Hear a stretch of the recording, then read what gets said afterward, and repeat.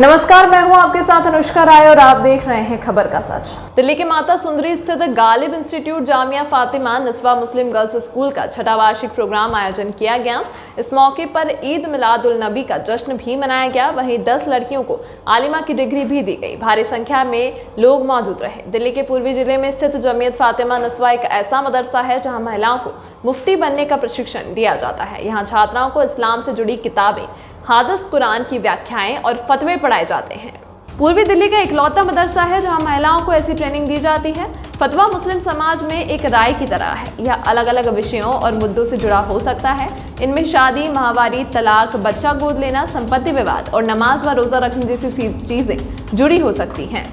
देश में अनगिनत मदरसे हैं। कई जगहों पर मुफ्ती बनने की ट्रेनिंग दी जाती है, लेकिन वे सभी केवल पुरुषों के लिए है। वहाँ महिलाओं की कोई जगह नहीं है। जमियत फातिमा निस्वा मदरसे की नींव रखने वाले हाजी कमरुद्दीन ने बताया, कई सवाल ऐसे होते हैं जिन्हें मुफ्ती से पूछने में महिलाएं संकोच करती हैं। हमें लगा कि महिलाओं को महिला मुफ्तियों के साथ बात करने में ज़्यादा सहजता महसूस होगी, इसलिए हमने यहाँ 7 साल पहले मदरसे व स्कूल की शुरुआत की थी, जिसमें बच्चियों के लिए रहने, खाने पीने से लेकर हर तरह की सुविधा देने की कोशिश रखी गई। इस मदरसे की शुरुआत साल 2015 में हुई थी। आज की तारीख में यहाँ करीब 150 मुस्लिम छात्राएं पढ़ती हैं, जिसमें उनको दीनी व दुनियावी तालीम दी जाती है। मेहनत करें और एक काम हासिल करें। और इनके मदरसे में जितने भी बच्चे यहाँ पढ़ रही हैं, मेरी उन सब के लिए यही ख्वाहिशात हैं कि वो लोग खूब मन लगा के पढ़ें, अपना भी नाम रोशन करें और अपने वालिदैन का और देश का, दुनिया का। और लोगों से अपील भी है, क्योंकि एजुकेशन बहुत ज़रूरी है आजकल। और जब तक कोई भी मुल्क, कोई भी समाज, कोई भी मज़हब, कोई भी जाति जब तक तरक्की नहीं करती, जब तक उसके अंदर आखिरी सफ़ में खड़ा हुआ, मतलब एक आखिरी बच्चा भी, पिछड़े लाइन में खड़ा हुआ बच्चा भी तालीम हासिल नहीं, एजुकेशन नहीं ले पाता है। तो मेरी अपील है सब लोगों से, अगर यहाँ जितने भी लोग मौजूद थे, आप लोगों से भी अपील है, अगर आप लोगों की निगाह में कोई ऐसा बच्चा आता है जो तालीम हासिल नहीं कर पा रहा, किसी वजह से नहीं पढ़ पा रहा और कहीं और कुछ और कर रहा है, तो उसको समझाएं और दिल्ली गवर्नमेंट के स्कूल में उसको एडमिशन कराएं और उसको एजुकेशन दिलवाएं। कितनी ज़रूरत महसूस करते हैं मदारिस में दुनियावी तालीम के साथ ऐसे की तालीम की? नहीं, कितनी नहीं। देखिए, कल सर सैयद डे था, आप जानते हैं। तो जब ये सर सैयद डे के मौके पे मैंने कहा भी, और मैं ये समझता हूँ कि जब भारत ग़ुलाम था, जब अंग्रेज़ यहाँ थे, तो उनके बच्चे जो है, जब वो यूनिवर्सिटी में पढ़ते थे और मॉडर्न एजुकेशन हासिल करते थे, और जो हम लोगों के बच्चे थे वो मदरसों में और मठों में पढ़ा करते थे।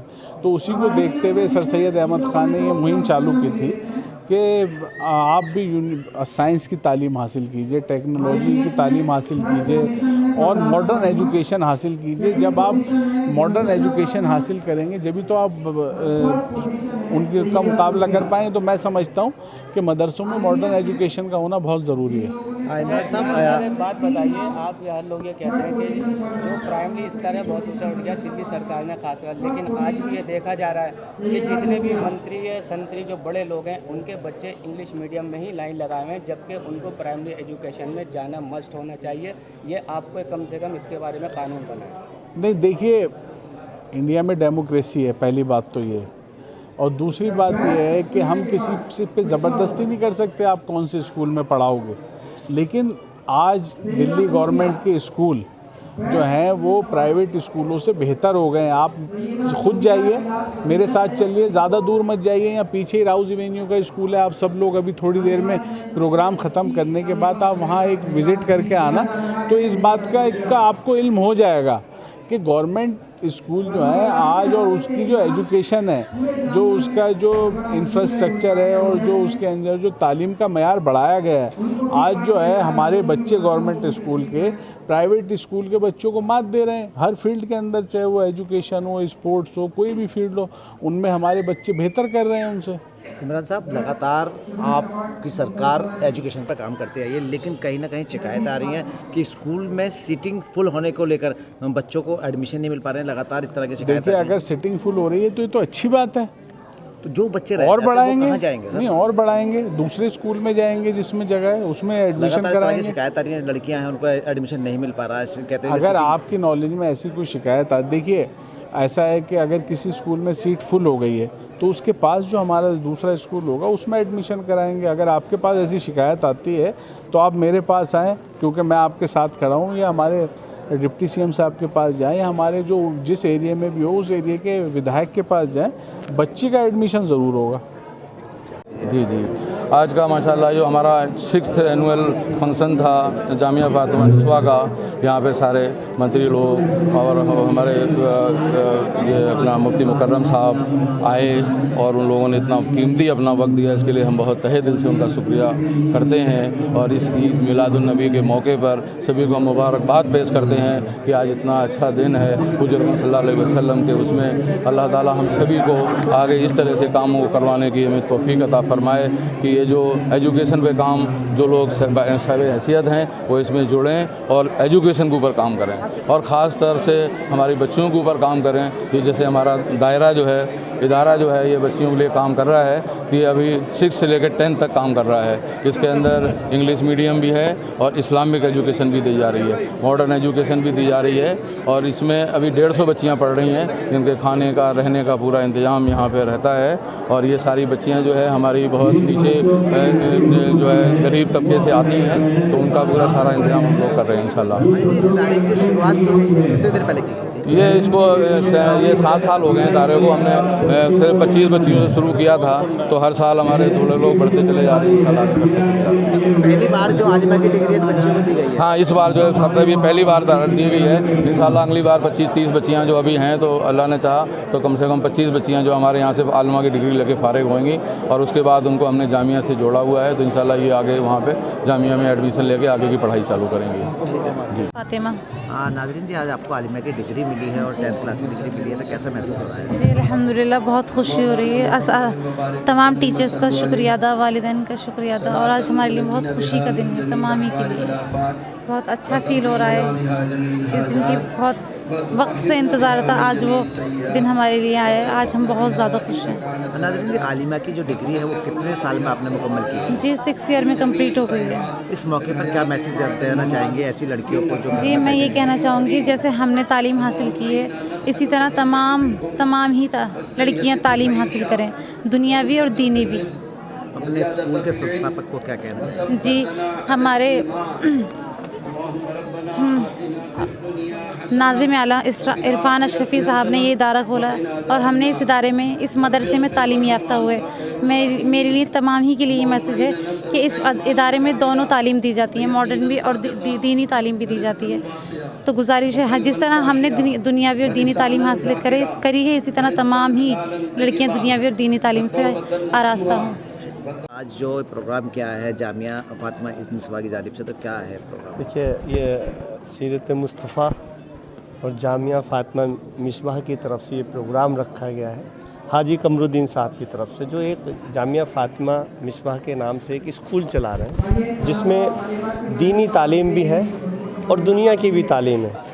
दीनी तालीम कुछ ऐसा मतलब लोगों का कहना है कि मुस्लिम बच्चियों को आप दीन की तालीम देके दुनिया की तालीम से रोकते हैं, कि आज का दौर है कि दुनिया की तालीम हासिल करनी चाहिए, मगर ये वो लोग भूल जाते हैं कि इस देश के अंदर या पूरी दुनिया के अंदर अगर कोई आदमी किसी से डरता है तो वो डरता है दीन की तालीम से।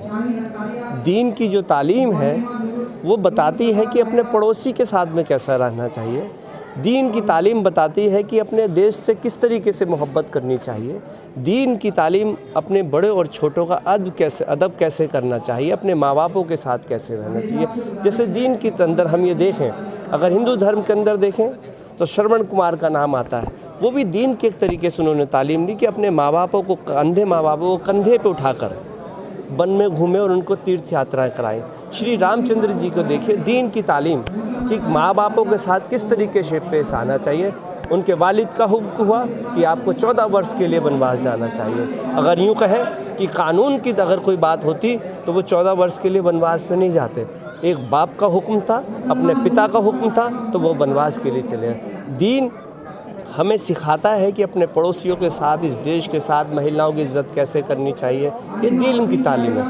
और दुनिया की तालीम वो तरक्की देती है कि हमें इस दुनिया के अंदर आने के बाद में कि साइंस कैसी होनी चाहिए, हमारे डॉक्टर्स कैसे होने चाहिए, बिल्डिंग्स कैसी बननी चाहिए। मगर जिस तरीके से हमारे हाजी कमरुद्दीन साहब ने दीन की तालीम के साथ साथ दुनिया की तालीम का भी इंतज़ाम किया है, जिन बच्चों ने कुरान का हाफिज़ा किया उन बच्चों को 10वीं क्लास का भी उन्होंने सर्टिफिकेट दिए, 10वीं क्लास भी पास कराई, दोनों का कम्बिनेशन है। और एक चीज़ कही हज़रत पाक सल्लल्लाहु अलैहि वसल्लम ने फरमाया है कि इल्म की शुरुआत माँ की गोद से होती है। आप ये भी कह सकते थे कि बाप की गोद से भी होती है, मगर उन्होंने माँ को इसलिए शामिल किया कि एक पैगाम जाए पूरी दुनिया के लिए कि बच्चियों को पढ़ाना चाहिए, लड़कियों को पढ़ाना चाहिए, लड़कियों की पढ़ाई के अंदर कोई भी माँ बाप रुकावट ना करे। अगर हमारे देश की बच्चियाँ पढ़ेंगी तभी ये देश आगे बढ़ेगा। इसी के ख्यालात को आगे बढ़ाते हुए हाजी कमरुद्दीन साहब ने गर्ल्स स्कूल का कायम किया, जहाँ पे दुनिया की तालीम के साथ साथ दीन की भी तालीम दी जाती है। माइनॉरिटी कमीशन क्या काम कर रहा है, कैसे मदद करता है इस तरीके से जो काम कर रहा है?